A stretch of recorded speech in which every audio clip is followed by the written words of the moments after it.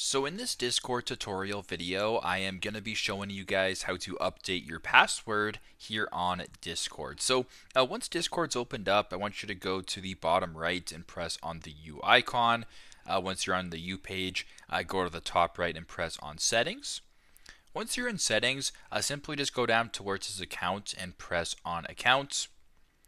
Then right here, it'll say username, display name, email, phone, and also if you scroll down, it says how do you sign into your account password. Simply go ahead and press on password.